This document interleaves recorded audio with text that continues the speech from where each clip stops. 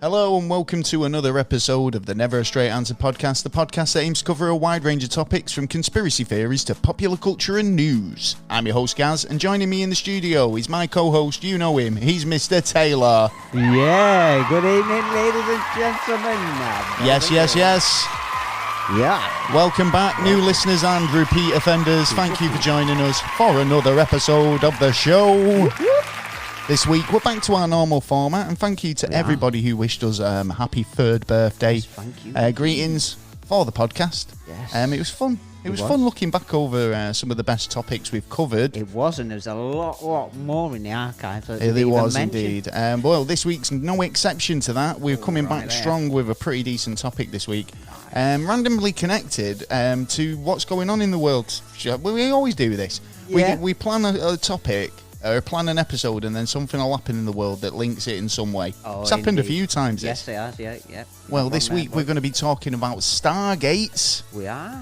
Apparently, it's been theorized that by many credible sources that there are Stargates buried in the sands of Iraq. Yes. According to popular beliefs, Iraq once was the Garden of Eden. Yes. And is home to the ancient Sumerians who held strong extraterrestrial beliefs. Definitely. Relating to interdimensional travel.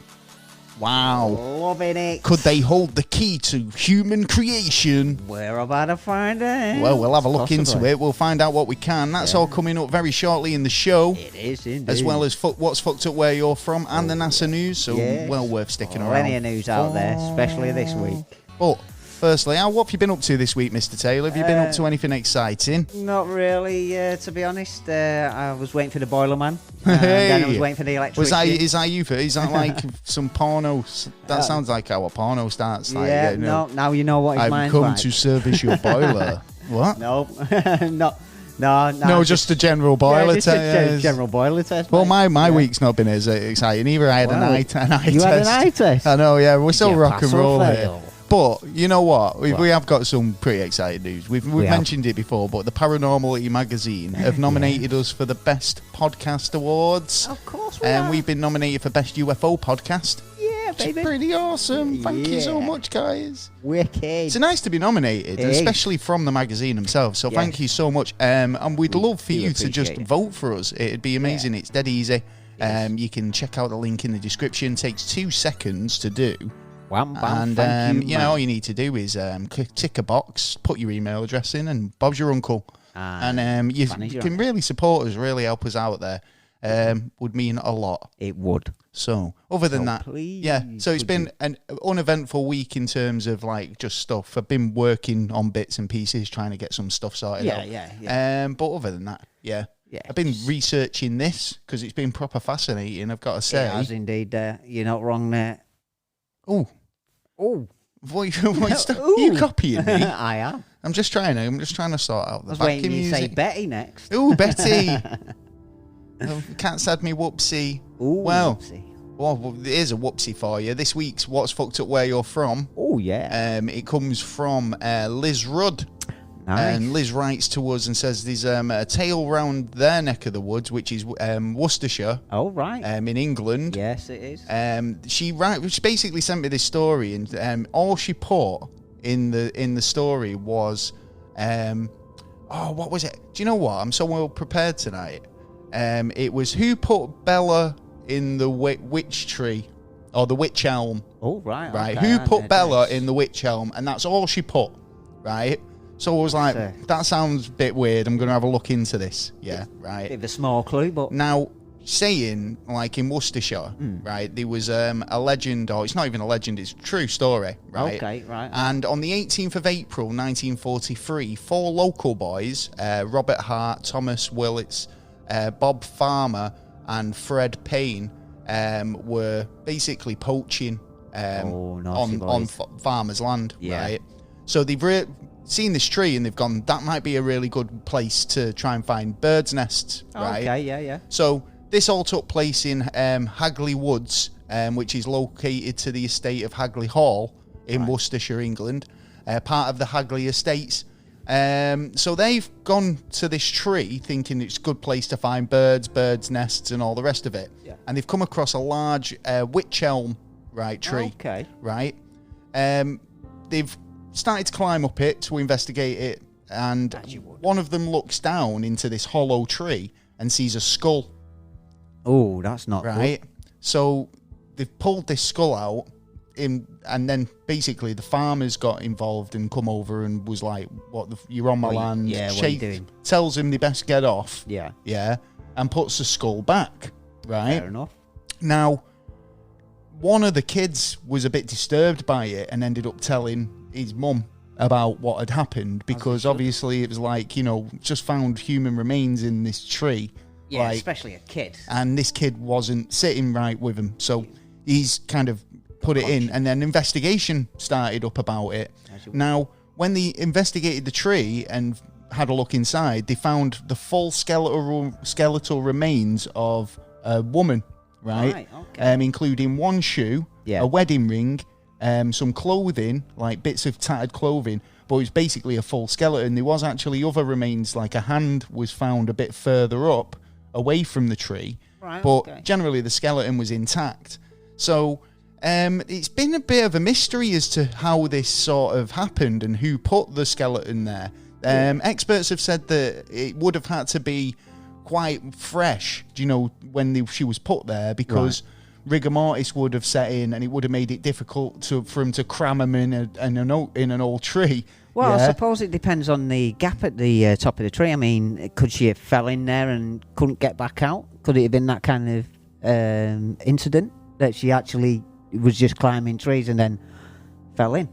Maybe. I don't know. There was, like I say, there was an investigation, and missing reports, were investigated from during the Second World War.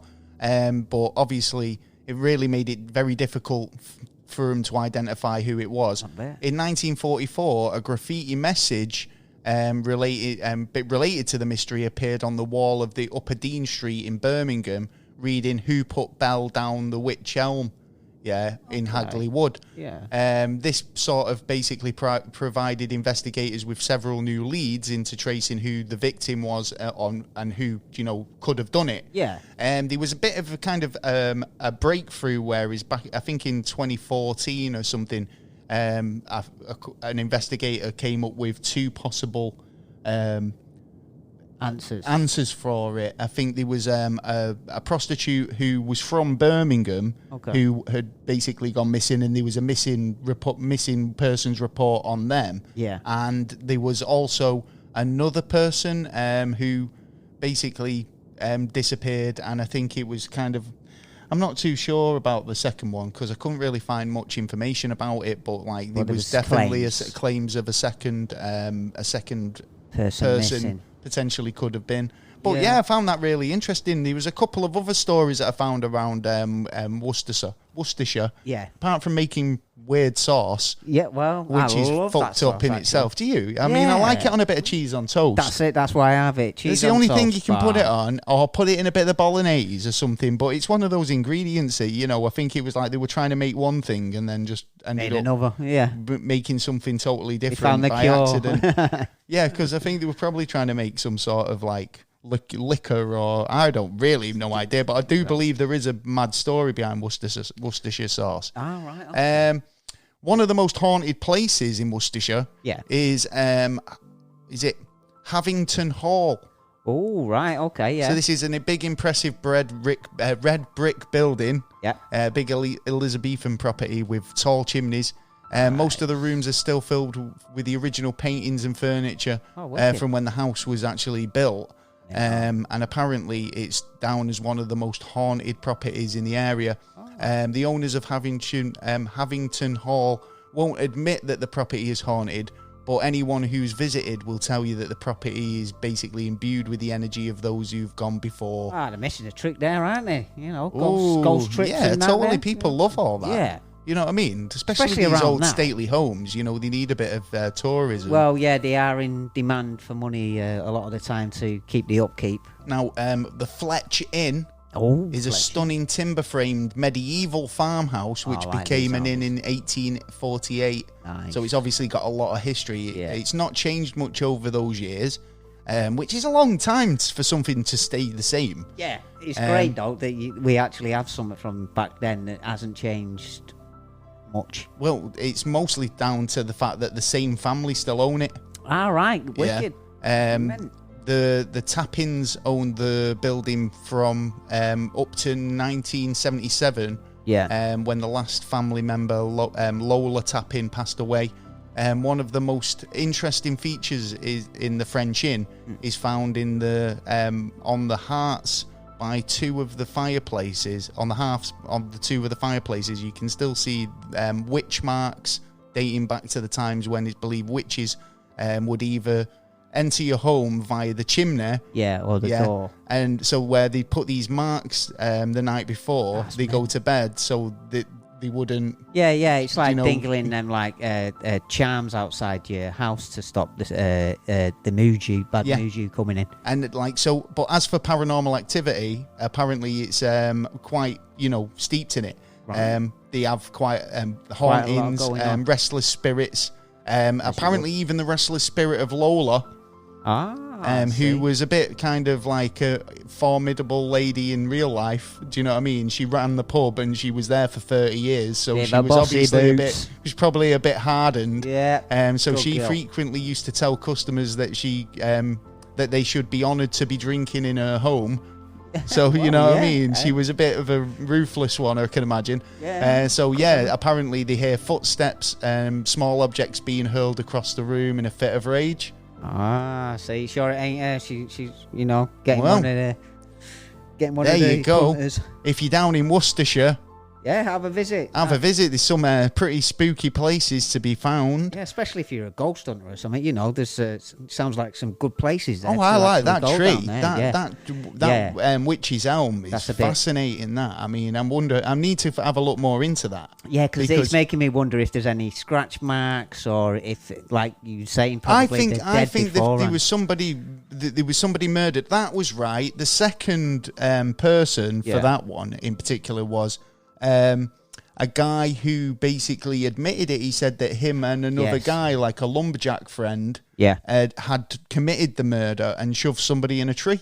Yeah. And I was like that. Well, it's blatantly him then. Do you know what I mean? He might have heard the stories and just gone, he might have heard the stories, but it's like, if he wanted to try and scare the kids or whatever, he might say that it was, he was involved or just to kind of put that seed in the head. But not only that, if he ended up being convicted for it anyway, well, the real killer may be out there. Still, yeah. Well, I should imagine. Maybe not now. Well, yeah. It's a bit long time gone back. The tree trunk killer. Yeah. Well, maybe. Yeah. It's one of them. Generation thing. Well, if you want to get involved, if you've got a fucked up happening in your neck of the woods, hey, that was a bit of a segue, right? In neck of the woods. If you've got something that you'd like to share with us here at the podcast, we'd love to hear from you. If you've got a paranormal happening in your area or just something a bit creepy, bring the spookiness or this way. Even anything, cryptids, monsters. Whatever. Yeah. Give us a shout or send us an email at neverstraightanswer@gmail.com. Go to the website and send us a message through there. It'll all get back to us in the end. Yes, and we will be straight back to you. We do. We're very approachable. It's all good. We've got a lot to cover in the show this week. This week we're going to be looking into Stargates. Yeah, boy. Not the SG-1 kind. Nope. Which is cool, though, because they're kind of like... Apparently they're coming back. What, the show? Yeah, apparently. Maybe. Yeah, I saw some before. I didn't have time to. Well, this is the thing, you see, when you Google Stargates, that's pretty much all that comes up. But we're going to talk about Stargates. It might be pointed to find out what a Stargate is. Yes. So the way I see it is, it's a portal, isn't it? It's a way method from one place to another. Exactly. It's a way of transporting something like with a massive bit of time from one place to another over vast distances in a split of a hair. So, it's pretty kind of sci-fi. It is. To be able to do something like that. I don't think humanity has never been able to achieve anything so mind-boggling. As far as we know. Yeah. But like we said earlier, it's been theorized by many credible sources that there is a Stargate and several Stargates that have been in use on the planet Earth in ancient history. Oh, yeah, massive load, man. So apparently buried in the sands of Iraq is, a Stargate. Yeah. So looking at this, I mean, I think we've covered bits of this recently over the years. Yeah. But looking into it, it's so vast, as there's a so topic. many directions it goes into. Now, you could go as far as to say that the reasons why a lot of conflict happens in Iraq is because they're trying to gain control of this Stargate. They want to kind of be in control of technology. And when you hear that sort of explanation of why you're going into Iraq back in the day when the wars were kicking off and stuff, and it was like, he's got weapons of mass destruction. Yeah. It still doesn't hold today, that shit. Well, man. no, but what do you consider a weapon of mass destruction? A weapon of mass destruction is technology that you don't possess. That's a good point. That somebody else might use against you. Yes. Yeah, and this kind of falls in line with that. I mean, if you've got, if you consider the idea that there was technology above the comprehension of the opposition, then you'd want to get your hands on that shit. Yeah, and everyone. Well, that looks like what's really happened in the Middle East is like since the Stargate, there's been nothing but problems and more problems, and then we're changing different areas. So this is supposed to be located near Nazareth, in Iraq, where the ancient Sumerians were apparently supposed to be hanging around. Yeah, that's right. Now, they reckon that they say that the Stargate was discovered in the 1920s, and then the Nazis moved in and started doing extensive research and trying to find out as much as they could about the area. Well, yeah, because that the Nazis were into that kind of... They were totally into the occult stuff. In fact, we've done an episode on that, we have. the Nazi occult stuff. Indeed we have. But, spending all that time in the deserts trying to find what exactly, it was, who knows? I mean, ancient artifacts were kind of highly sought after, but like some might say, like the Anglo-Iraqi War in 1941 was started as a means to control technologies like this Stargate that was being kind of hidden and hidden from kind of the world view, the world stage. Yeah, I think that's a part of it, but I think ultimately because it seems to be that objects of real significance back in the day, or what you could say is like Holy Grail or the Ring of whatever. The Ring of Power. Yeah. One ring to rule them all. I wondered where they put that. Solomon, I think it's the Ring of Solomon. Saruman. You're supposed to have the power, aren't you, with the Ring of I'm pretty sure Solomon. That's Tolkien. No, there is is there really? There is a ring, really Saruman's Ring of Power? There's a blade. Not Solomon, but... Sauron. I can't remember. Go on. Someone old. Right, all right. Basically, you would hide them inside artifacts. This is the thing.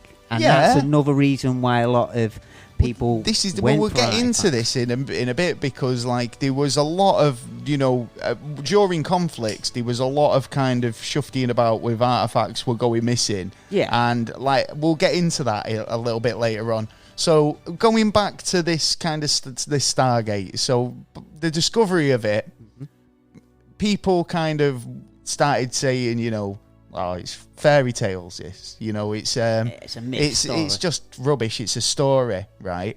But as we've learned over time, using stories to kind of hide truth, and fairy tales, and using predictive programming, drip feeding you this bits of information to make you feel like that it's not real. Yeah. But you're almost being sort of prepared for it. If it did happen, you know what it is. Yeah. So if, we see all these depictions of aliens and we know that if an alien did turn up and it looked like an alien grey, we'd all know what it was. We wouldn't say around and shit ourselves. Exactly. We wouldn't be unprepared for it. Yeah. That's the idea. Yeah. So, a lot of people saying this Stargate fantasy, total fairy tale work of fiction, But according to claims in the discovery of this ancient Stargate in Iraq during the 1920s, which again, I mean, what would you suggest? Was there much sci-fi available in the 1920s? I don't think sci-fi was just starting to. Well, I mean, the idea of this. Well, that's what I'm saying. Stuff. I mean, the idea of a sci-fi. No, I think it's like Jules Verne's sci-fi stuff was some of the first sci-fi works. Even like when you look at like Mary Shelley's Frankenstein, which was like when was that wrote? You know, in terms of fiction and using the written word as fantasy and putting it out there as a work of fiction, and especially in a science fiction basis, that was something really new. So to come up with these claims that were so wild and so kind of... Yeah, but you got to consider stuff that... There's nothing... I mean, most of today's sort of sci-fi that we look at would be kind of like, you can draw off this, you can draw off that, it's inspired by this, inspired by that. Yeah. And again, this seems to be like the story of the ancient Sumerians, who had none of that. You know, they didn't have anything to draw on in terms of their culture and technology and all the rest of it, but they managed to do these amazing things. Yeah, still being used today. So it makes me wonder why, you know, when claims are made so early on, that they be dismissed as false because they're too sort of fantastic the way to be brought out at that time period that people wouldn't really accept it. Or maybe it was so wild that they would just accept it. But don't forget, it was word of mouth round then. It wasn't like I could film it and show everyone within 5 seconds. Like you say, it was word of mouth, and it basically sent shockwaves across the world in terms of this new discovery. And for decades, many governments became aware of discovery and tried to obtain the technology for themselves.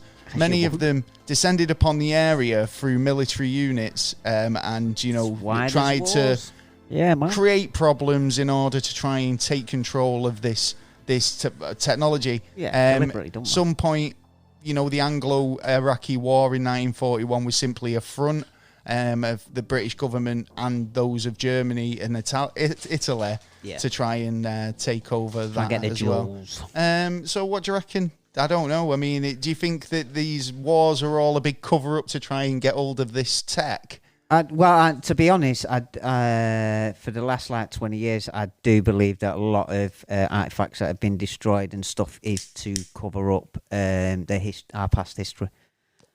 I can buy that. I think around the world, not just in the Middle East. No, but I know, but there's been a lot of new discoveries as well. And I know, like, in terms of, like, you know, creating a new world order, it was like the plan was...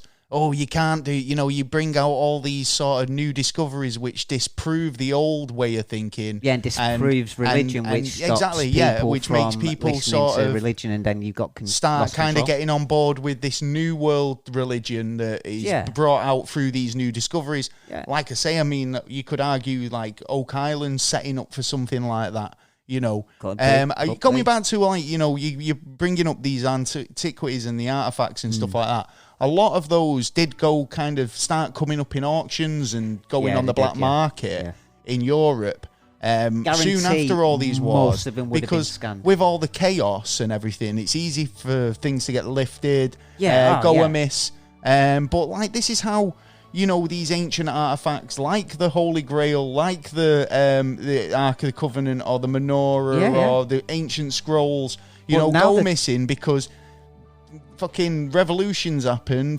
People could think revolutions and that are a good thing in a lot of ways. They are, but like in a lot of ways, a lot of history gets destroyed. Yeah, damage has to be made. But no, it doesn't have to be made, because, for example, there was riots in Hong Kong, and a museum was or somewhere like was broken into, a government building, and people basically walk around the expensive sort of cultural artworks and go, don't touch that. Do you know what I mean? Yeah. Like, so people do have an idea about what's fucking priceless or what's culturally significant.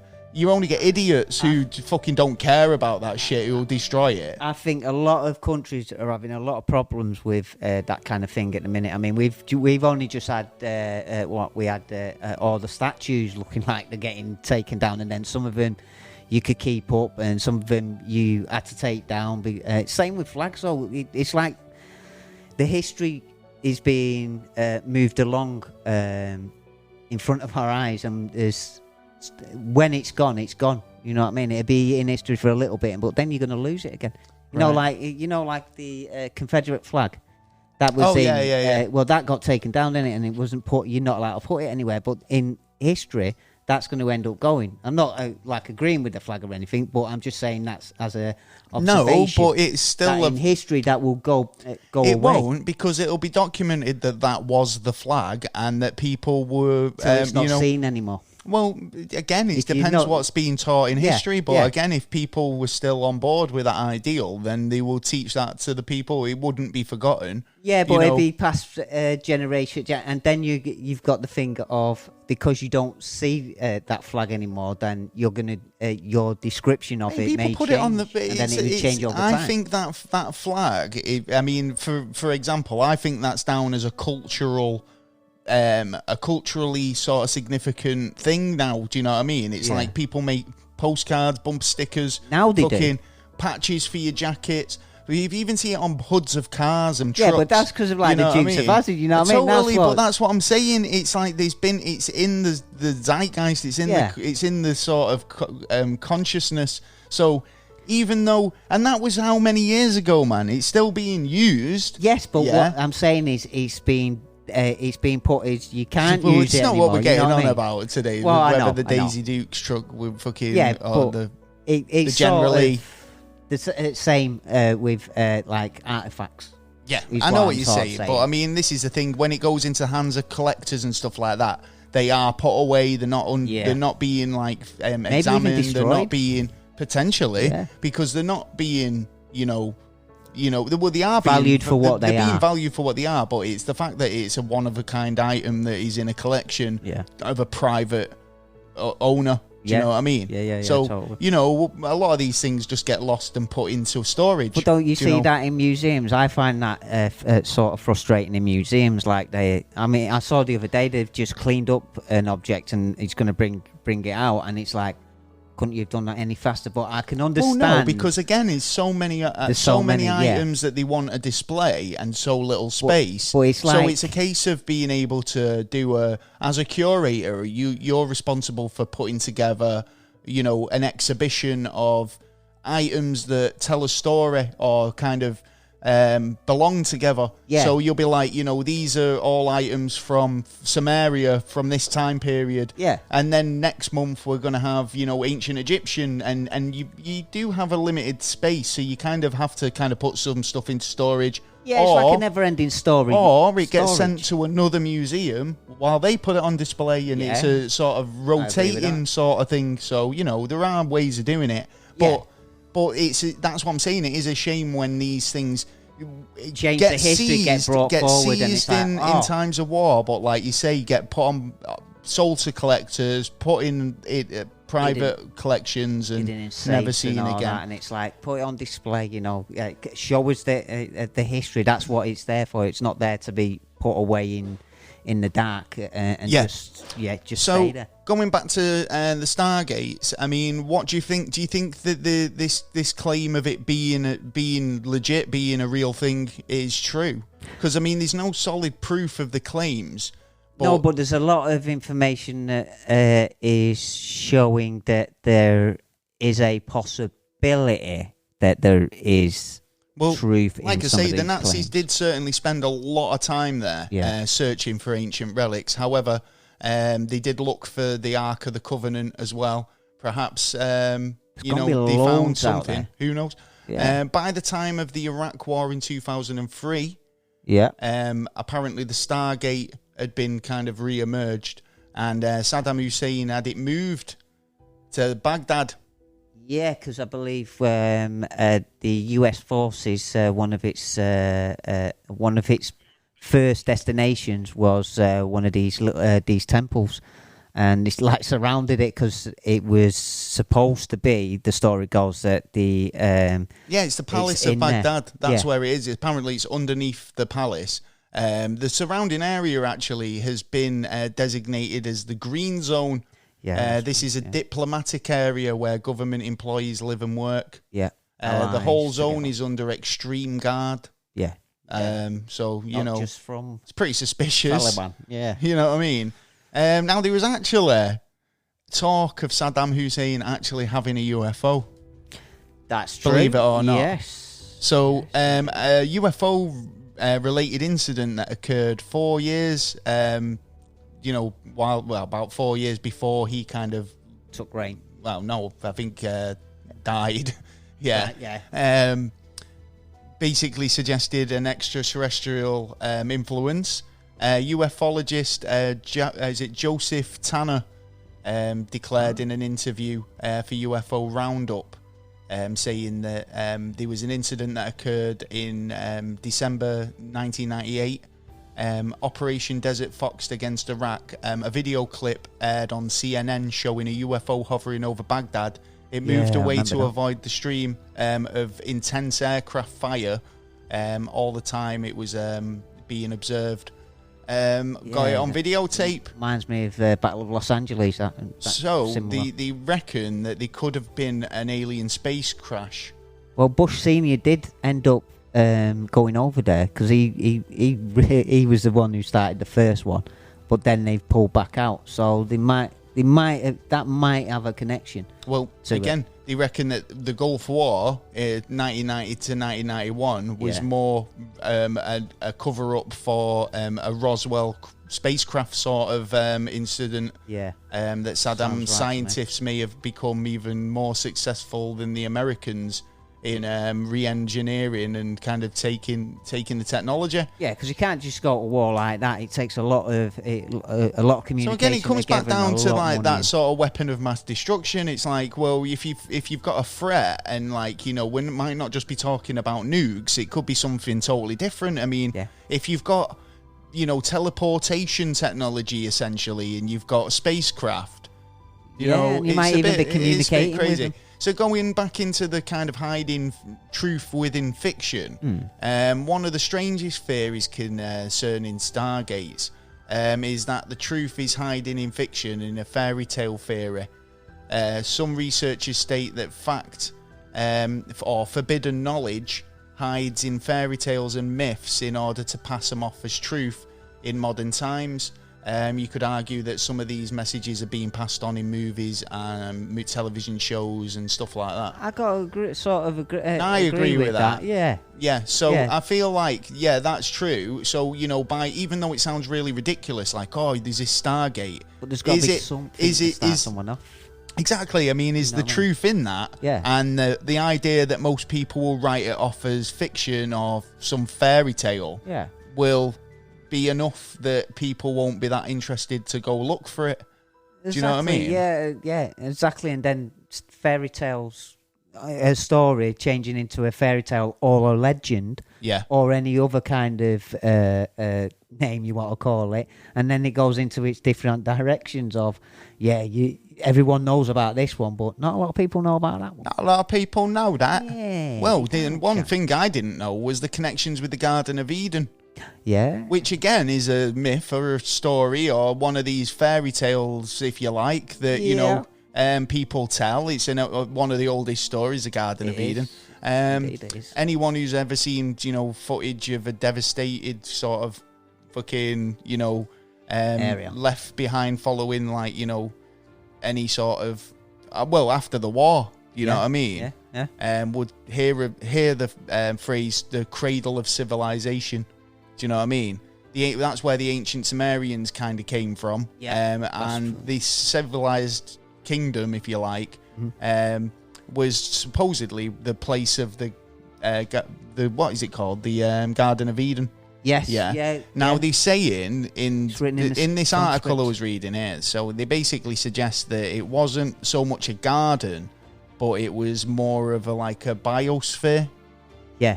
And I've said this about how I think Earth was this, arc, if you like, or sort of means of kind of keeping species alive, you know what I mean? Like, I believe it was Inky. The story Inky was the snake within Adam and Eve, and the Garden of Eden, as they've put it down, is in the Garden of Eden was where we were sort of what you could call a zoo. Yeah, it's like a perfect sort of a perfect garden, isn't it? Right. Well, so you're saying that this was like a testing area to genetic research, because obviously the story goes that it was Adam and Eve were in the Garden of Eden. Yeah. They were tested and told not to go over and eat the fruit off that tree. Yeah, the fruit. But then the serpent basically. Swayed them, gave them a bit of the old spiel, and convinced them to eat the fruit. Inky was one of the Anunnaki who was supposed to be the one who is the scientist. Right, because you see, the snake. A lot of the Sumerian sort of, text, or say text, they're more sort of like scribes or sort of like depictions, aren't they? Yeah. Petroglyphs or whatever, I don't know what they call them, right? But a lot of them depict the Sumerians sort of talking with or liaising with the gods, right? And it's, how can you justify them as gods when they could be a simpler answer, extraterrestrials? Yeah. And this is where they're getting the knowledge from. This is where they're getting the technology from. And who knows, they might have been working with the Sumerians to kind of, and using these Stargates. Now, wasn't what was it, Nebuchadnezzar? Yes, who was a Sumerian. He was like he was a Babylonian leader, and he was like a warmonger, though, wasn't he? Yeah, he went to Jerusalem and basically butchered, and actually he knocked down the temple of Solomon. Yeah, so he knocked down the temple of Solomon, because I know that Saddam Hussein, who claimed to be the descendant or the reincarnation of Nebuchadnezzar. Yeah, because he actually built, he ordered the rebuilding of Solomon's temple, didn't he? Yeah. He's got bricks in there that says this was built by Saddam Hussein, the son of, I can't say his name, Nebuchadnezzar. Yeah, Nebuchadnezzar, the glorified Iraq. It's mad though. It's like Saddam Hussein was here. Yeah. Basically, that's basically what he's done, isn't it? He's also like literally just graffitied the place. But yeah, he's claiming to be the son of, or a reincarnation, or whatever. Yeah, because when he went to Jerusalem, he actually took the 3 wise men from there and brought them back to Babylon. And then when he come to Babylon, this was Nebuchadnezzar, not Saddam Hussein. Yeah, this was it definitely was. So because that's what he did, didn't he? He kind of destroyed the temple. Yeah, and he brought the wise men, 3 wise men back, and brought him to the this like fire, which they all 3 of them walked in there and then walked back out. But when they walked back out, there was no injuries, nothing like that. But there was an extra person there. Right. And that was supposed to be what you a teleport, sort of an interdimensional being. So they describe it as a flame or a fire. Yeah, that's crazy. Yeah. So they've walked into this flame and then emerged with another person. Yeah. Obviously, had a chat with them, said we're the wisest guys around. Come back with us. Whatever the situation. The fiery furnace was supposed to have been known as a gateway. And now this is interesting because, like I say, for somebody like Saddam Hussein, who was convinced he was the living reincarnation of Nebuchadnezzar, would this have played into his hands if he had control of this technology now, when he was or not now, but then? And would that strengthen his belief that he was meant to be doing this, and he was this guy? And is this again the weapons of mass destruction they referred to? Why didn't he use it to his advantage? Don't know. You know what I mean? If you could have used it for an advantage, you'd think he would have escaped quicker, wouldn't he? Yeah. He'd still be knocking around today if he had a Stargate. Exactly. Instead, he was in a little hole in a shithole, waiting for the Marines to come in and so they say. It. But there's a lot of.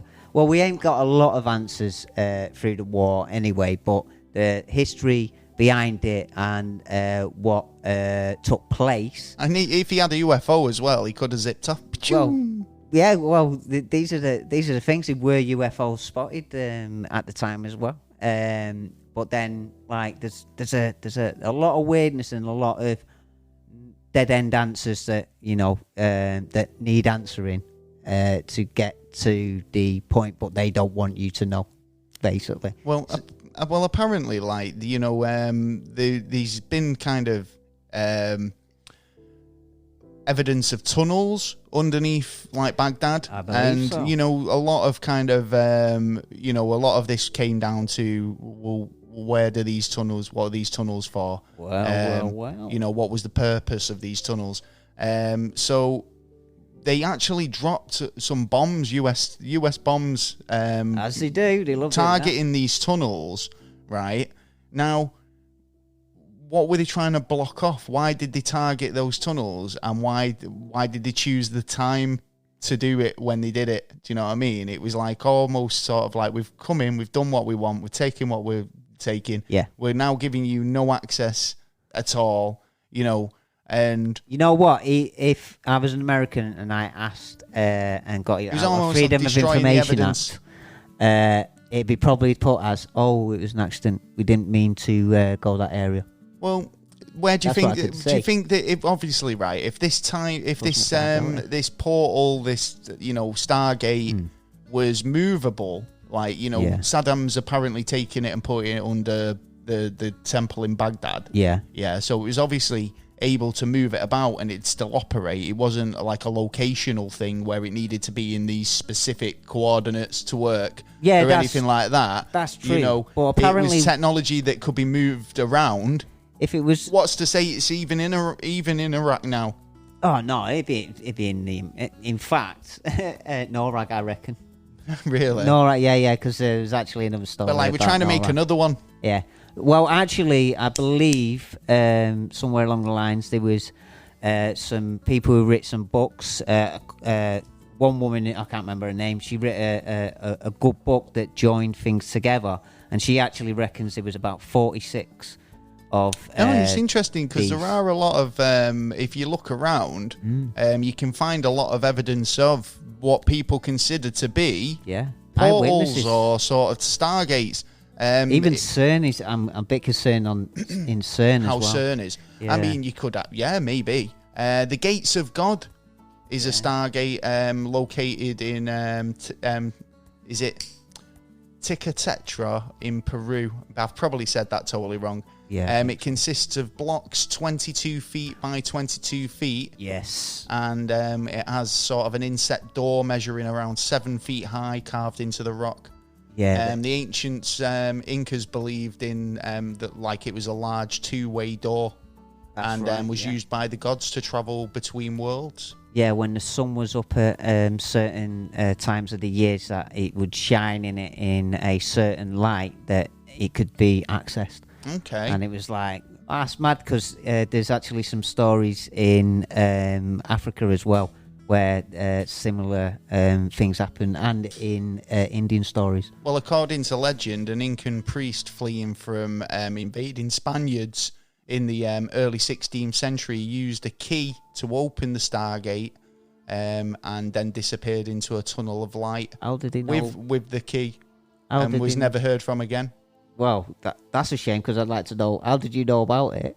And where did you get the key? Maybe somebody witnessed him. Well, maybe someone passed the information on. Maybe the Stargates are meant for only certain people to know. He was an Incan priest.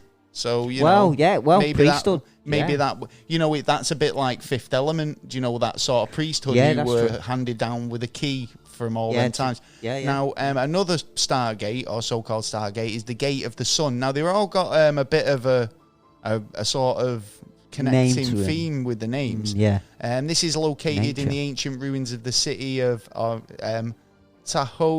Teco in that was Bavaria. good try. That was a good try. I'm so hopeless with pronunciations. Do you know what? You can complain all you like. Tiahuanaco, I think, in Bolivia. Yeah. Right, and this was discovered in the 1800s. The gate has an archway. It's a single massive block of stone, and is said to be a gateway used to travel from one dimension to another dimension, basically, or other worlds. Have you noticed? Have you noticed theme? A lot of it is stone. Oh yeah.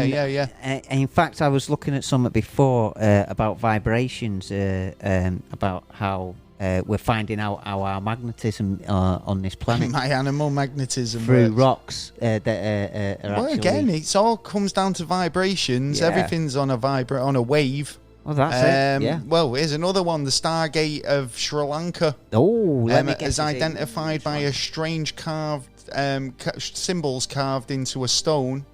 A grid measuring around 6 feet in diameter is located in the rocks wilderness on the island. That gets me as well. Well, if aliens are like 9 to like 12 foot, 13 feet, and then you've got the small ones as well, does that mean just the midgets come through? You're only having 6 feet. You just people got to crawl through that one. Yeah. So, get on your knees, son. Again, another one buried underneath the remains of Mesopotamia. Oh. There is a modern. This is in modern day Iraq, which is the ancient Sumerian Stargate. Nice. So this apparently is, even mentioned in the Book of Revelations as the pit of the abyss. Yes, I believe so. So then there's a popular Stargate in Egypt. Mm-hmm. It's a popular one. It is. Yeah, it's loud, but it's heavy traffic. Do you know about it? It's known as the Crow's Nest, located near the Great Pyramid of Giza. Pirates loved it. It was built around 2400 BC as a temple to be worshipped the god of Ra, and one stood about 15 feet high. It said that it could be harness vibrations of the Earth's energy and create a sort of spiritual plane between Earth and possibly the gods. See, there's and I mean, there is little bits of theories that are coming through. Like now they're all in sort of stuff. like similar locations though as well. So you've got like sort of ancient civilizations like Incas, Aztecs, Egyptians, Sumerians, Greek. Now here's one in southeastern Arizona.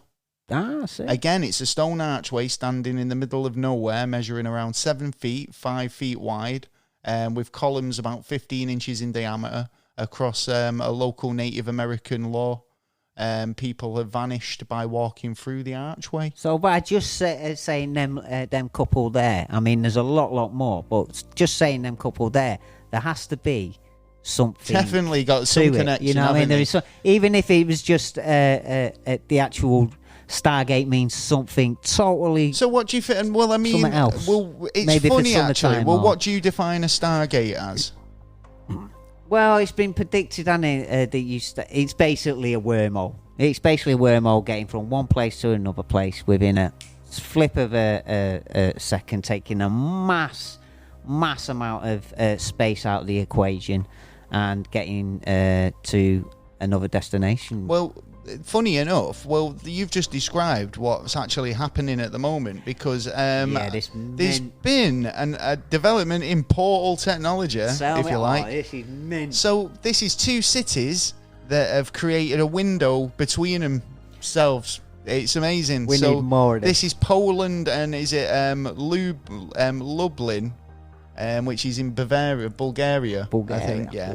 And it's really cool. So basically, they've got two sort of windows or big Stargates, if you like, what you'd expect from the TV show. Yeah, and as you walk up to it, what you see through the portal is happening in real time in Bulgaria, and vice versa. So if you were in Bulgaria and I was in Poland, and we both walked up to the Stargate, we could have a face-to-face conversation in real time. Miles away.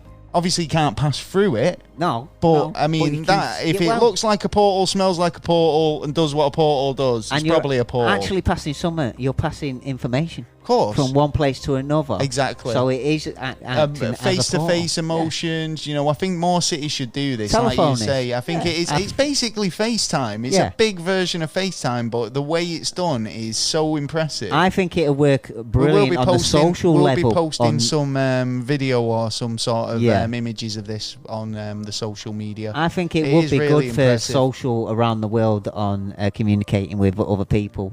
And that's not even doing it properly. That's not even passing through it. And we're impressed. Yeah. Do you know what I mean? So if these things were available, or not available, but like, you know, in existence, down your local... so far back in time, then that's mind-blowing.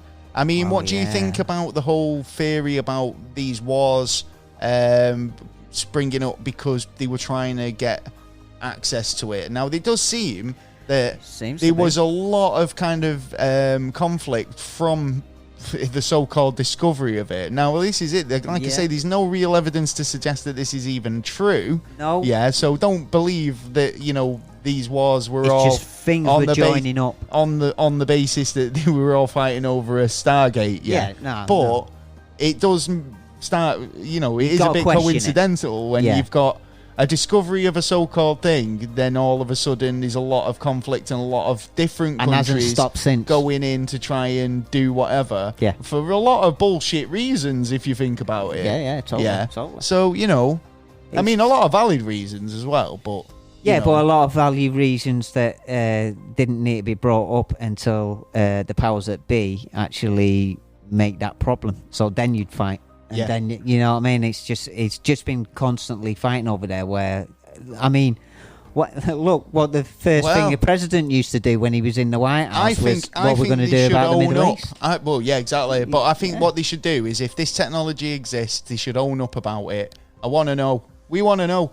Forget alien disclosure. I think it's all one in the same. I think whatever you've got, whatever secrets you're hiding, whatever technology that we all want that you've got that you're not telling us about. You show us the series. Exactly. Why don't you just show us the actual stuff? Thing? Yeah. It's like there's obviously enough of us who are into this shit. Yeah, and not only that, you're going to have thousands, if not fucking millions of volunteers who go, I'll leave the planet. I'll go over there and have a look over there for you if you want. You want me to run through that Stargate? Yeah, Where am I going? We don't know. Fine. Yeah. Fire me in the right direction. I tell you what, there'll be a load of people up for the discovery of things. And another one, get rid of prisoners. Bang. Throw him through a Stargate. Instead of killing him, go and survive out there. So. Well, in that case, we should just invent the Phantom Zone then in there. We should put all our prisoners in the Phantom Zone. Well, no, we don't want to go that far. No, that's what you do. No, but you know what? If it's good enough for Jarrell, and if it's good enough for Zod. Well, yeah. But, I mean... The amount of people who are out there who are interested in this kind of stuff and that could actually help and actually volunteer and actually probably in the long run help us get that little bit further. They don't need volunteers. They're just missing 411. Well, that's true. Very, very true. Very true. And we've done a few on this one back in our catalogue. If you'd like to have a look. The back catalogue. It's mad having a back catalogue. It is. Hey, well, there you go. Stargates. What are you into? I mean, I think if you're interested in them and you've got something to add, please let us know. Yeah. We just tried to cover the gist because there is a lot going into this stuff. There's so many different ones. A lot of different theories on it. Yeah. I remember seeing this first on like an Ancient Aliens episode, and I was like, "What? Seriously?" Because these, it was back then when it was like a lot of the theories around 9/11. Yeah, and conspiracy theories were rife around about that time, early millennial. Yeah. You know what I mean? There was a lot of conspiracy theories going on, and so it kind of piqued my interest. Looking back on it. It does kind of add up. A lot of it kind of does kind of flow through, but you could replace Stargate with anything, really, couldn't you? And you could just say, it was, why a Stargate? It's just filling in them little gaps. I know, but this is the thing. If you're making up a conspiracy, or, this is all bollocks or a fairy tale, why a Stargate? Why this? Why that? Why? It piques people's interest. No, I know, but this was discovered apparently in the 1920s. So it's like, who came up with that then with no foreknowledge? It must have been. It makes me wonder. There must have been something to do with something. It was probably, you know what? It was probably actually the breaking of the code of the Sumerian text. Well, maybe, but this is the thing, isn't it? Because when you've got a lot of because that was Sumerian pictograms and stuff that are depicting alien-esque Egyptian sort of creatures. Who possibly knows, Egyptian, because it wouldn't have been the Sumerian ones, because that was later on that they broke the code. and they haven't broke it. Well, do you consider yourself a bit of an expert? Anyone at home? Yeah. Well, if you want to come on and fill us in, if we've got it all wrong, we want to know. Yeah, well, come and tell us. Yeah, tell us info if you've got it. Well, there you go. Yeah. Well, moving on with the show. I think we've got a promo this week. We're going with the Hop Geek News. Mash and Hoppy discuss news, television shows, comics, and movies. Whilst drinking delicious beers. Yes. They're available. Cheers, lads. Got new episodes every Tuesday. We got a promo for you. Check it out. We'll have a new promo next week. Yes. Have you ever found yourself confused about the current state of the MCU or whatever the hell is happening with the DC universe? Do you often have no idea what the hell the difference is between craft beer and that Bud Ice stuff at the gas station? Well, then look no further. We present to you Hops Geek News. We're yet another geek and beer podcast in an already oversaturated market. All right. We drink and we pretend we know things. More often than not, we don't really know things, but we do talk some really great topics, and we most definitely can drink. We'll deliver you news and then dive into any random topic you might have never knew you actually were passionate about. With lots of fun facts about beer. And from Marvel to DC and Star Wars, and to why Die Hard is most definitely a Christmas movie. Which it is. Basically anything that our spouses are sick of hearing us talk about. Join us on YouTube or anywhere you listen to podcasts. New episodes weekly. Just search Hops News.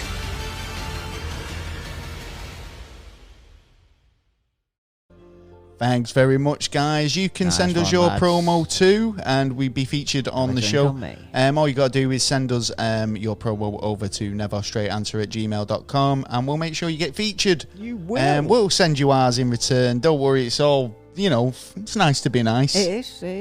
It's nice. Well, it's been a pretty fun episode so far. We don't have a lot of nice in this world at the minute. We need a lot more of it. Yeah, independent podcasters should be supporting each other anyway. Do you know what I mean? Yeah, it's like, if you're good, get the word out. Yeah, exactly. We're all friends here. Oh, friends here. Well, every week we look over the world's entertaining and bizarre, mind-boggling news, and this week's no different. And without further ado, it's the news!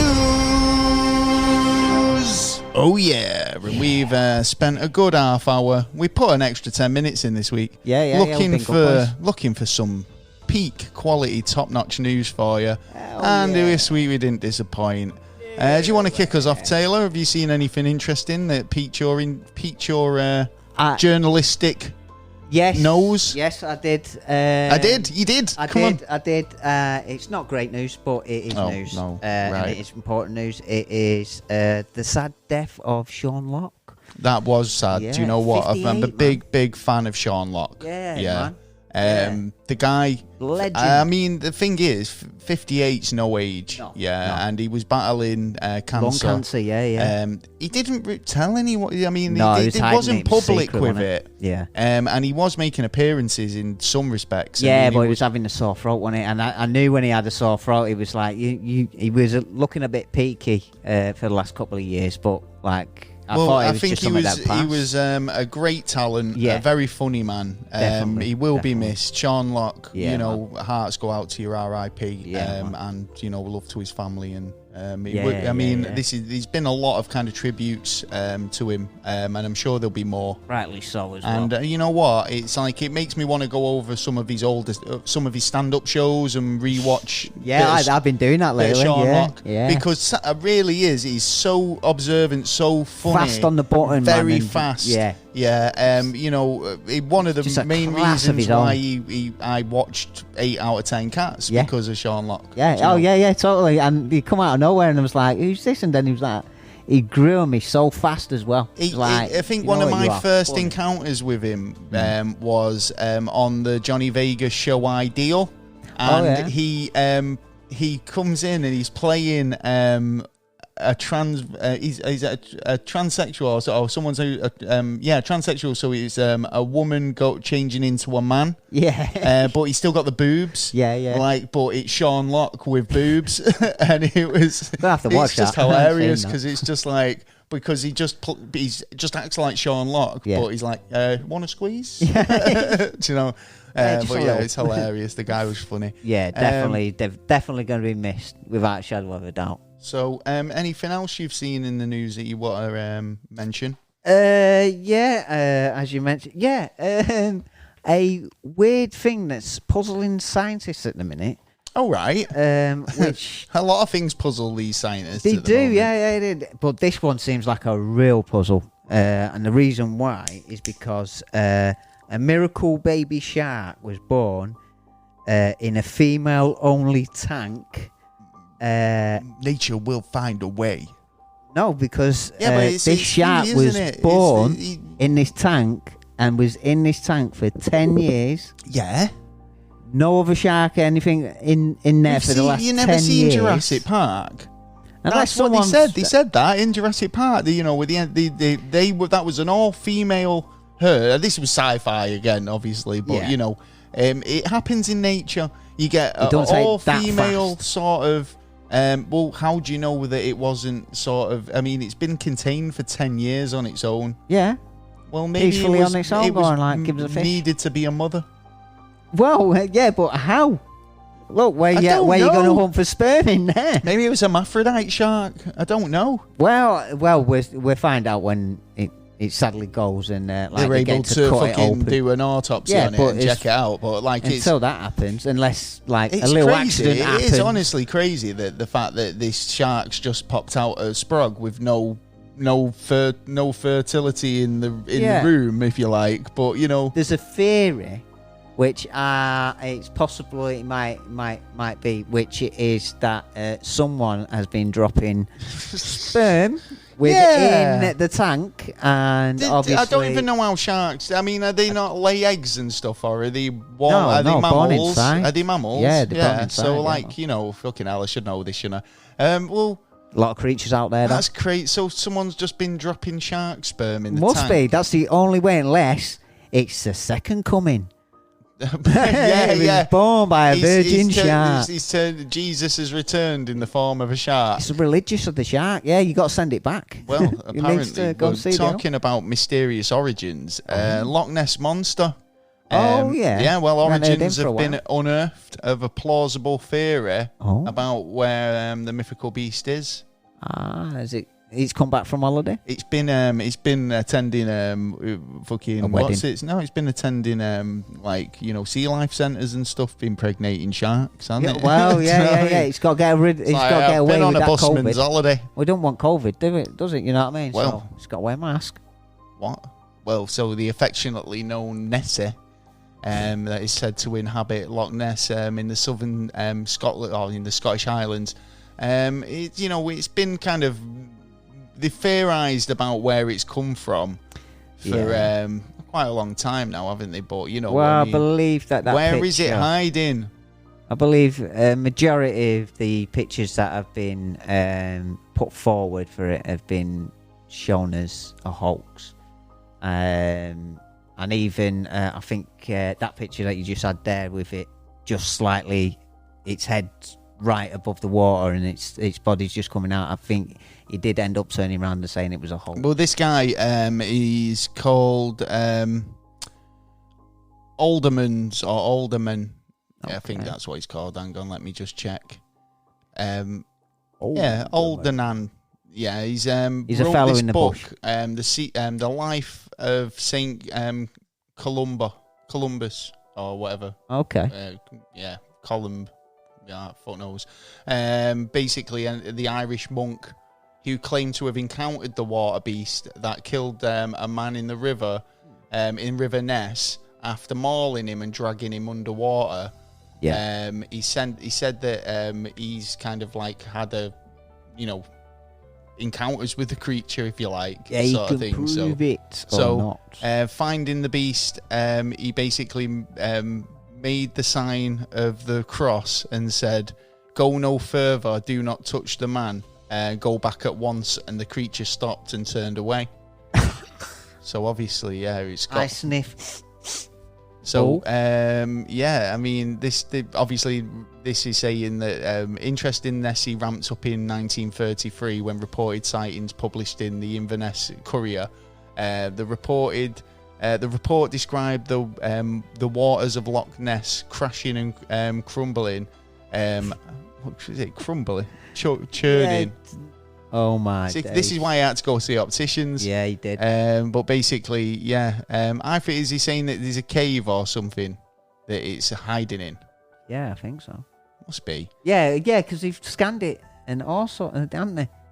Well, they're basically trying to look for DNA in the water samples and stuff like that now. Yeah. See? So Professor Neil Garman and his team from the University of Ontario have found no evidence of that Nessie could even be in the water or be a reptile or anything like that. They've checked for everything, and there's supposedly no it's come possible out. explanation. Supposedly, witnesses had said that they walked across their path. What? There was a car. This was a long, long time. I think it was something like the 20s or something. And then basically, the witnesses said that they'd stopped and it had spotted that they'd spotted it, and it turned and went into the water, and you had footprints. Right. Well, this is the thing, you see, because these guys, this team have found more than 3,000 species of animal in Loch Ness. Some of them so small that the human eye can't even see them. Yeah. And he said in 2019 they couldn't find any evidence of a creature that remotely resembled something like a dinosaur. Yeah. With those DNA sequences. Do you know what I mean? They've looked at the data. He says he doesn't think like a plesiosaur or anything like that is in the waters. They've got no evidence to suggest that anything like that is living in that water. Yeah, but if it is a monster from the past, that it must know how to camouflage if it's lasted that long. But then there's going to have to be more than one as well. Right, I know, but it would still have to defecate in the water, wouldn't it? It'd still need to swim around in it. It'd still be... It's like when you get a bath, think about all the crap that comes off you into the water, right? Yeah, but... skin particles, those types of things. Could be now, if they analyse the water... Out. And they're able to kind of suggest that, well, we found 3,000 species that we can identify as being in these waters, and anything like that is not there. Yeah, we can't find any proof on a bacterial level that there was anything there that remotely resembles an Nessie. Well, then they've been bullshitting from the start, haven't they? Yeah. Maybe it's just kind of a a wishful thinking. Maybe someone used it as an animal and actually lay it out every now and again. Like you say, maybe there was. I mean, maybe those original, sightings were legitimate, and then again, it's such a big legend now. It's worldwide renowned, and it's a case of even if there was something there, the idea that it's still there now. It's like when people turn around and you say, Tupac's alive and living near or whatever, and they go, we're with Elvis. And they're like, well, probably not now, because even if he did survive, he's probably dead now. Do you know what I mean? Yeah, he'd be getting he's probably a couple of years or gone. Do you know what I mean? Where it's like, even if he did do that initial escape, but who knows? Found a lot of news this week. Talking about reptiles again. Oh, we love a bit of reptile. Keeping on the reptile theme. Say reptile. This is an alligator who attacked its trainer, Darth Gator, the gator's called. It attacked its trainer. Basically, she's saying that, she loves him all the same. Won't have a bad word said about him. Yeah, she still got her arms, legs? Yeah, I think so. What did he do? Nip her on the toe? Utah. What? He must have, nipped her on the toe? Well, I'm pretty sure it was just a case of that it was like, hungry. lashed out or something, but... Yeah, because it was hungry. But, attacked its trainer. It's a wild animal at the end of the day. Don't get me wrong, some have to be captivity because it won't be able to live outside. But then, well, this is it. You can't have... I mean, this is the problem, isn't it? If you've got an animal like that and it does whip for you or go for you, then, it's just doing what it does. And I think that's what this trainer says. I mean, it's a case of it's doing what it does, and that's nature. Can't really fucking blame it. For it's it. doing its own stuff. So you can't turn around and go, well, this animal needs putting down or whatever because it was acting in its own instincts. So now if it ripped her arm off, she might be thinking a different way. It's funny actually thinking about that, right? Because you could turn around and go, well, as a human, why am I governed by that alligator's okay to rip an arm off? Because it was just acting through its own instincts. But how come, I can't act from my instincts and, Because you know better. Well. Or you've been taught better. I should know better. Yeah, you should, but those powers that be don't. But they society, get though, that's it. It's what society deems acceptable. Well, that's it. We all got to work together, mate. Here's one. Bit more of a lighter story. Oh, yeah. Well, lighter indeed, mate. This is a story about a teenager who was bit of a savvy fucking businesswoman here. Oh, yeah. In the making. Oh, yes. So she's been enjoying a favourite snack, a Doritos. And whilst opening the packet, she found a Dorito that was all puffed up, so it was fully inflated. Yeah. Pretty rare, apparently. Right. Okay. So she's gone to Instagram to tell everybody. She was wondering whether it was rare or should she just eat it. Yeah, I would have just ate it. Yeah, you would. I would have just ate that shit. Probably had about a load of them, to be honest, over the years. I'm not really into it. Well, occasionally. Bag of Doritos. If I fancied a snack at the time. She liked them anyway, but she likes them even more now. Because she put it on Instagram whether she should eat it or kind of like, is it worth anything? Yeah, as a kind of a bit of a novelty. So she ended up putting it on eBay, which ended up getting a lot of attention. It ended up getting up to $20,000. Nice. Yeah. I'm not sure if people were just putting wild bids up, but it did actually get up to $20,000 on eBay until eBay pulled the plug on the auction. Oh, what right? Man? Devastation to this girl who's thinking, I've just sold a Dorito for like 20,000 quid. Damn right.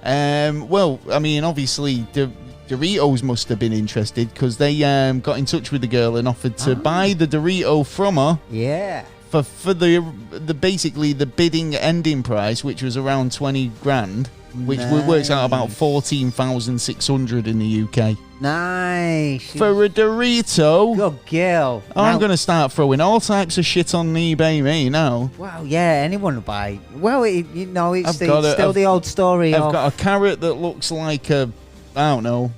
It looks still the like old a story, thumb. Isn't it? A rich man's stuff to a poor man is quality.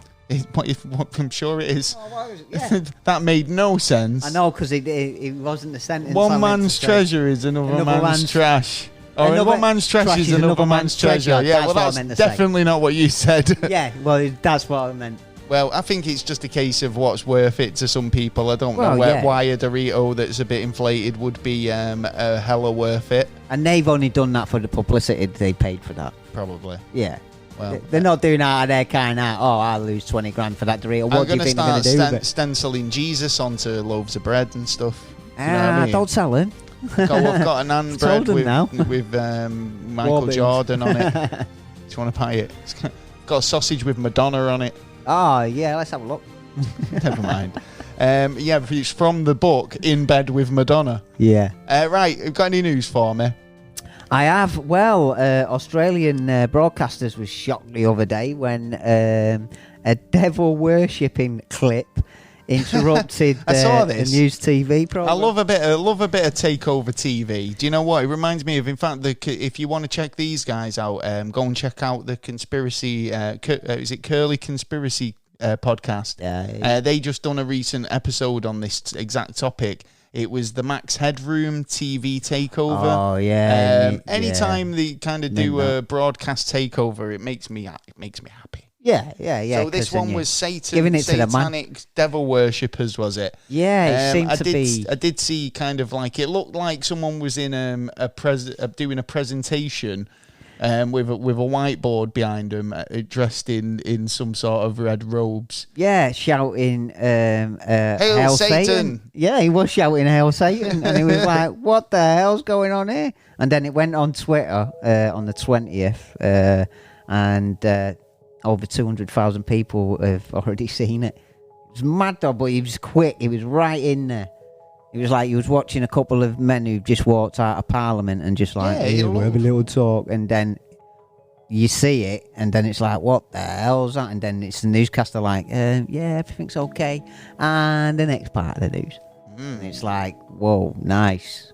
Well, I found this piece of news, which I think's quite weird, to be honest, right? Okay. Well, since 2007, at least 20 human feet in sneakers, in trainers, have washed up on the coastlines of the Pacific Northwest. What, did the cargo ship go down or something? Well, no, the fact that it's feet in shoes, are washing up on beaches, right? Conspiracy theories about the basically, what is it, Salish sea feet discoveries previously blamed on serial killers with a foot fetish. Oh, what? But a British doctor explains in a 4-minute TikTok to his 4 million TikTok followers, it's most likely the result of modern sneaker design. So obviously, you know, with them being high tops, your ankles covered. And if you're getting fed on by sea creatures, I suppose, sharks. Well, yeah, that's true. Other shit just having a nibble. That's you're probably likely to be, your foot will be left because it's you can't get to it with the shoes protecting your ankles. Do you know what I mean? True, but it's one way of getting the trainer. So even if they got your leg bone out, your foot would still remain in the shoe. I don't know, because if you have a little nibble around the sides of the feet inside around the bone, I get that foot. And then Taylor's like, I would have eaten the foot. Yeah, there's a lot of meal there. You know what I mean? If I was a fish, I'd be going, all right, have a little nibble there. You know? What do you reckon? I think. Well, it's one way of finding trainers free. Well, this is what this doctor's saying. He's saying that when a human corpse falls to the ocean floor, it's quickly set upon by scavengers. These scavengers are lazy feeders and prefer to tackle the softer parts of the body. When it gets to the tough gristly bits, they just can't be bothered. So when they get to the ankle, which is your foot bone connected to your foot bone's connected to your leg bone, which is gristly, they don't want to know. So that's why, and again, because you're high topping it, your feet just remain in the trainer and then wash up on shore.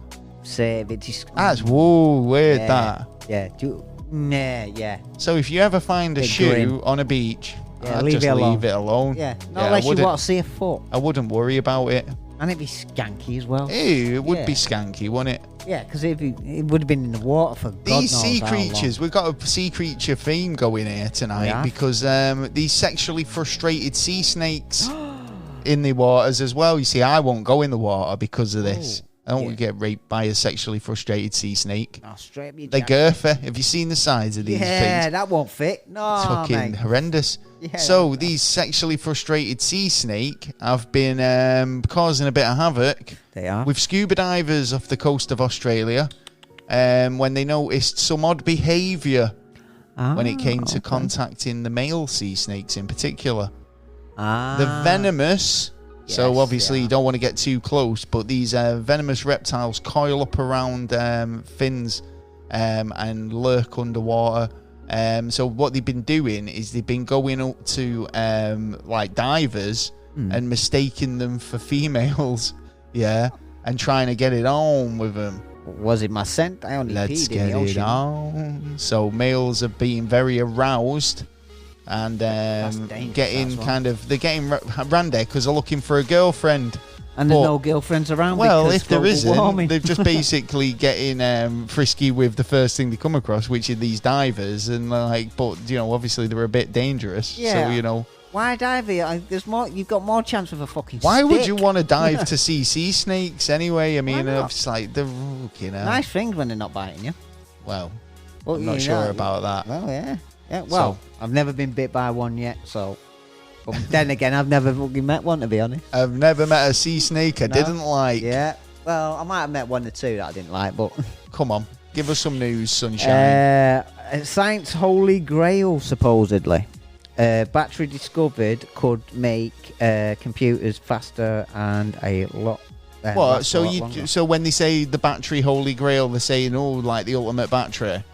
Yes, basically. Is it though? Is it? Well, is it though? Is it really? Because Duracell just keep coming up with adverts saying this is the most better battery ever, and my fucking Walkman still runs out of juice. Well, yeah, it will always do that because how are they going to make the money?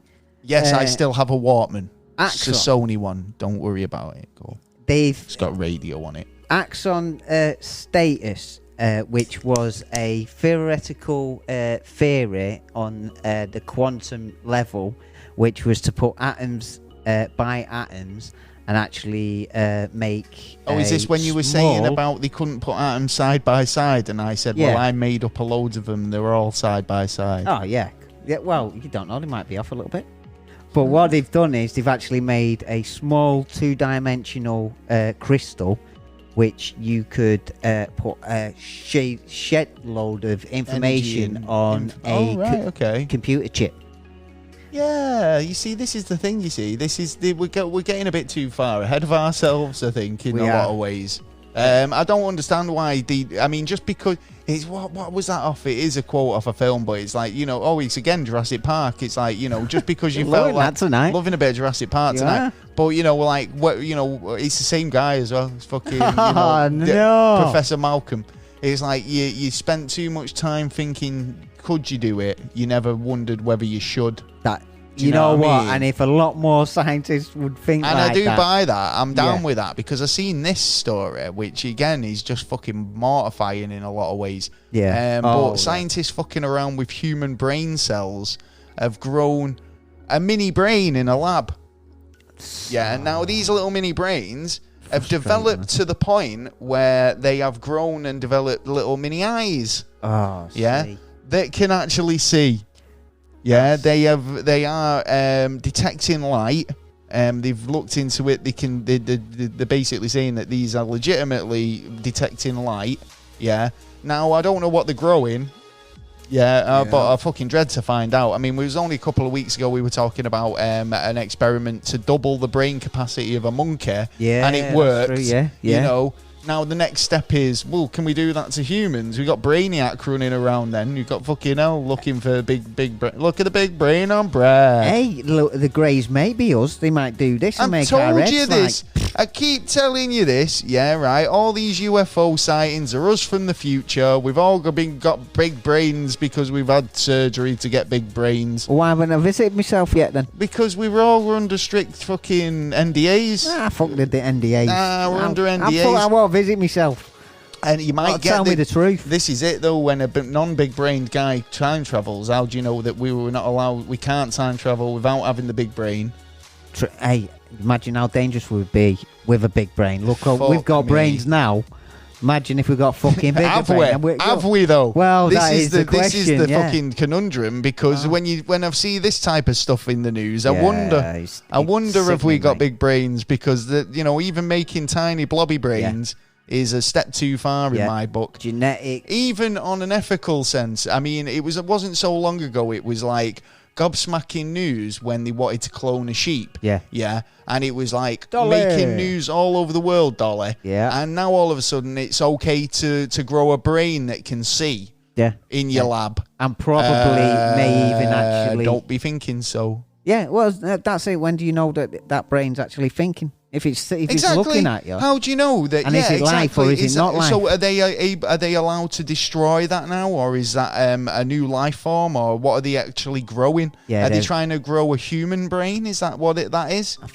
I don't understand. It could be 32 weeks. I think so. No, it can't be 30. There will be a limited certain time. But then this technology, if this is coming out and we turn around and go, no, we're stopping it at that. There's someone else in another country somewhere else has gone. What I'm thinking is when these scientists started to grow this mini brain in a lab, did they know that it might develop eyes and those eyes might develop light sensitivity? That's a good question. Right? That's a good question. Because what the problem is, right, if they didn't know that was going to happen, then pull the plug because what else don't you expect to happen that might? Yeah, do you know what obviously I mean? Don't know where you're going, so you need to go back. Yeah, that's the problem, isn't it? You see, I think like if you're putting some research in and you've got a chain of events where you're expecting this to happen in this time frame and that to happen in this time frame. Yeah, but that's sort of like kind of expecting an outcome.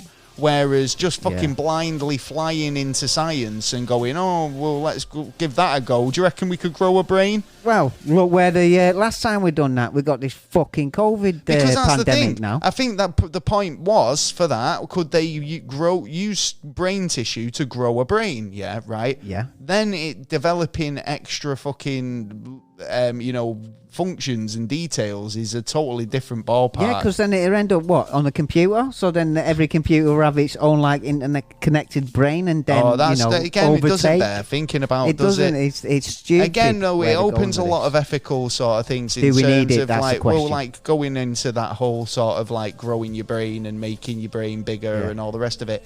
It's almost like the ethical conundrum of being sort of upgraded, which again is another step that we're going towards. Yeah. Why do we need to with it's sexy like baby? Whereas the guy next door's got a faster processor than me. Yeah. Does that make him a more of a sort of valued citizen because he's got a better upgrade, different class? Yeah. You're now in a lower class. There's where nothing you're wrong with kind us. of like as long as we stop fucking up the environment, stop fucking giving us stuff we don't need. You're just human. Yeah, exactly. Subhuman. And it's like, hey, there's nothing wrong with me, son. I'm subhuman, fella. Don't you worry. You fucking calculator. Anyway, can I just ask? No, I was going to ask. Did you go to a school where you had free school meals? But I thought that was irrelevant. Well, that is it's irrelevant, isn't it? Definitely. So, going into, have you got any more news? We've got NASA news. I've got NASA. I've got one on the NASA, and that is it. Is that all you got for NASA? Well, San Antonio's second annual UFO festival touches down this month. Yeah, go crazy. Love it. If you're get down there able to attend. Yeah, August the 28th in San Antonio's only UFO festival. And don't forget to send us some pictures. Oh, we'd love to see them. Yeah, we'd love to see them. We'd love to see all that. Actually, again, I was checking out a couple of people's who've gone to UFO festivals this year, and makes me sad because we're in the UK and we don't have anything like that. You know what I mean? Not at the moment. I'd love to come out to the States and check it all out for myself. Yeah. Be amazing. It will be. So that's happening. I'll give you another one, considering you can slap this in the middle in a bit of a NASA news sandwich. Oh yeah. So Elon Musk, or rich kid on the block, the Techno Chief, Techno King. Yeah, Techno King. Don't forget that. He's teamed up with Netflix. Interesting. So this is interesting because they're planning to stream SpaceX space missions in real time. Over Netflix. Oh, and you know what? I can see it right now. Oh, we had to cut that bit off because what was a UFO in the way? Right, we'll put that back on. Well, this is it. It's considered unprecedented access to basically broadcast in near real time from the SpaceX missions. See, it said at the beginning, real time, and then it's near real time. Now, the near real time, this is the thing, because we were suggesting earlier about kind of, what if they see something? What if a fucking, like it's that scene in Star Wars when, the Emperor's ship's flying over and it's just fucking like, imagine we're flying there on our SpaceX mission and all of a sudden a Star Destroyer comes over us, like in that scene. Yeah. Or Spaceballs. With a really ridiculously long one. Yeah. And it's like we're there streaming it to Netflix. And they're going, like, whoa, what the fuck? Yeah, we're turning this fucker. You see, if that was the ISS, it would have been cut off before they even before it got into camera shot. Yeah, they would have sniffed it and they would have been, no, can't have that. Yeah, whereas definitely not. Near real time, in air quotes there. I'm not sure if they're able to do that in near real time. No. So if a big Star Destroyer or a Death Star or whatever does come into shot, then we're all seeing it on Netflix. Well, I remember there was questions about this. So make sure you subscribe. There was questions about this on the ISS, and then it turned out that even NASA turned around and went, we would not cut the feed. It will stay as it is. If anything's there, then it will show. We will not cut the feed.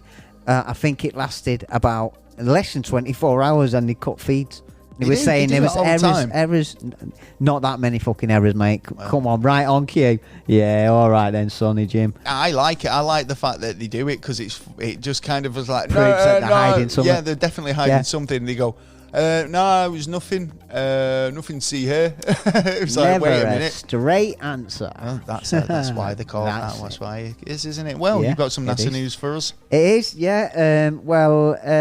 Chinese astronauts have completed their second spacewalk around their new space station. Yeah, who's got a new space station then? Russia. Are they going to be popping over to the Russian one for a cup of sugar? Probably. It wouldn't surprise me if they join up for a little while to help each other out. No, but didn't they turn around to the ISS bit and say, can we have a piece of our space station back?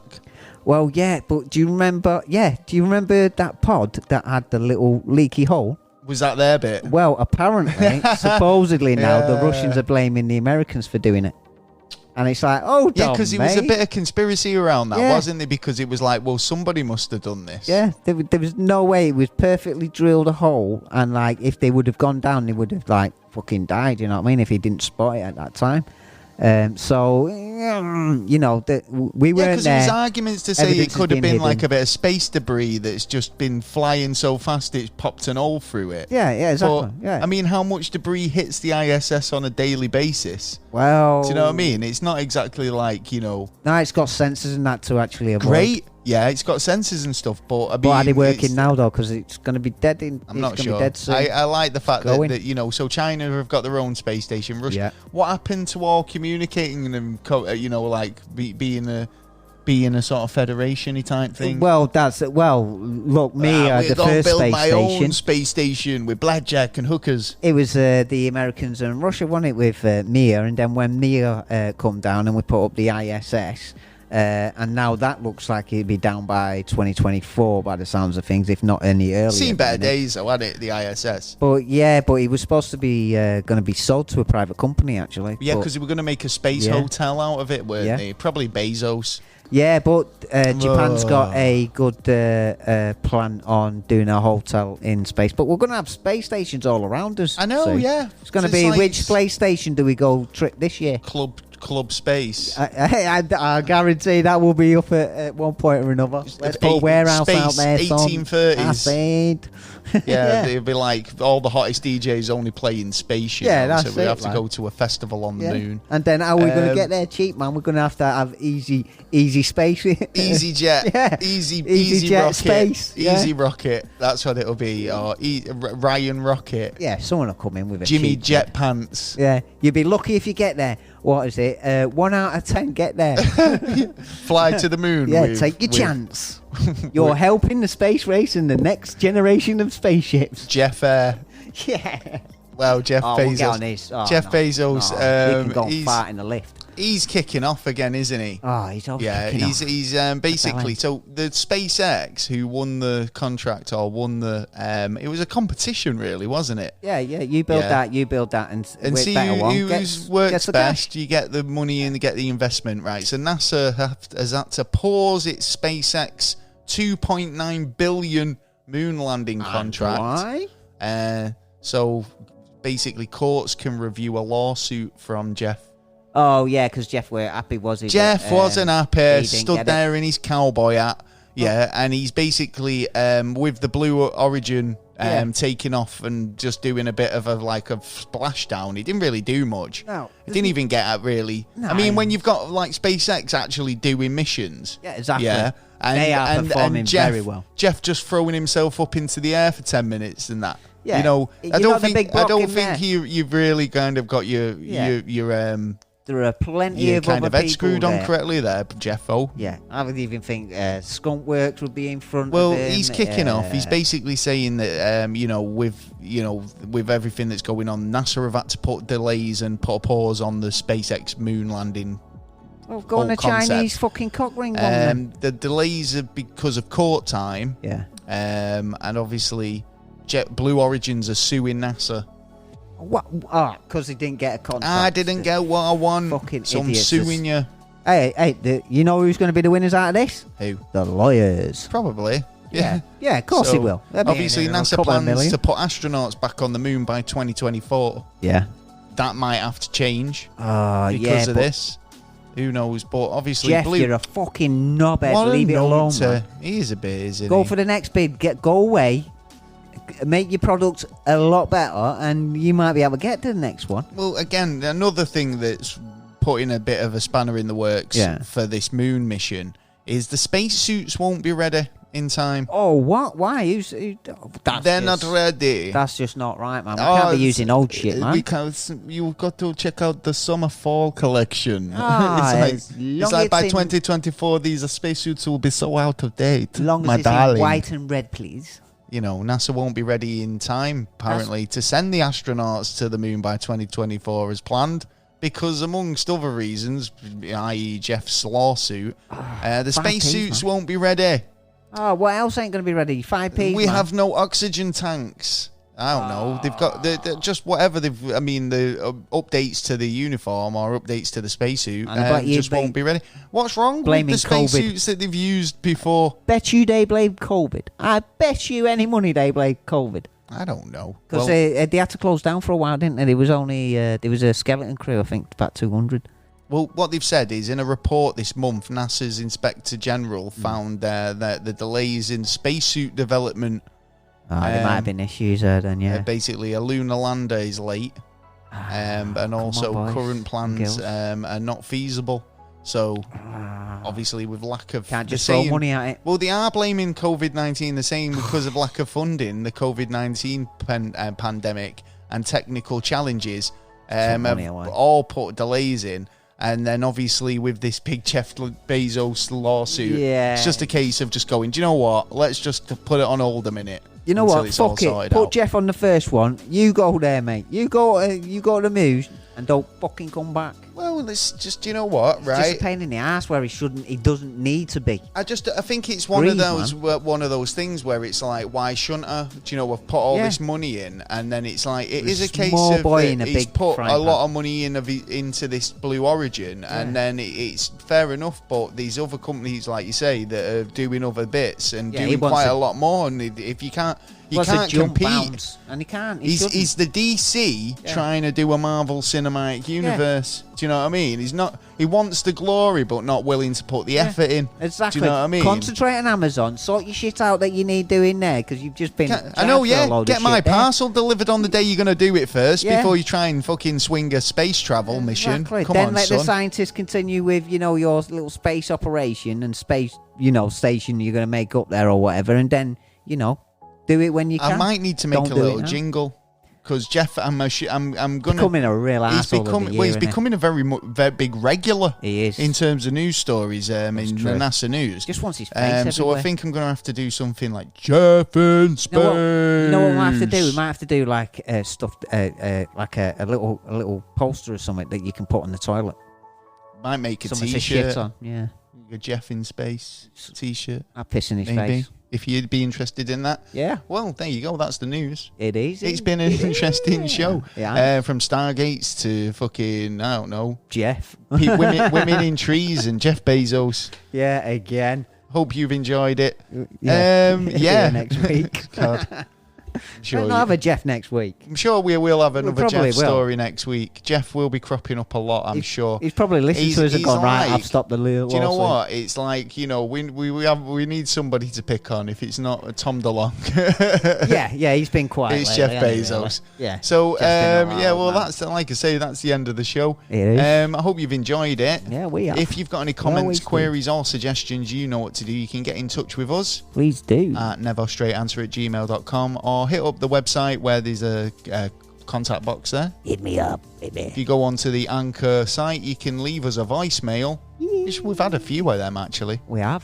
Do enjoy getting a voicemail. Yeah, keep it coming. Also, you can go over to all our social media platforms where we're available for a chit chat. We're always happy to share content and whatnot. Always. Obviously, if you want to get involved with what's fucked up where you're from, you know what to do. Send us an email, as well as any other interesting stories you might see that you think we might get a kick out of. Yeah, we'll get a kick out of a lot of things. That's it for the episode. We're available on all podcast platforms, including YouTube, Spotify, iTunes, all the good places where you get your listening ear stuff. Anywhere you tune in, we are there. And am I missing anything? Don't forget to vote for us for the pod. Yes, please do. Podcast awards. That'd be nice. Patreon, if you've got a spare couple of quid or even a donation, it would be ever so grateful. We would be very grateful indeed. Yeah, and we have merch as well that if you go on our site. Yeah, go on, son. You go on our site and you'll see all the wonderful stuff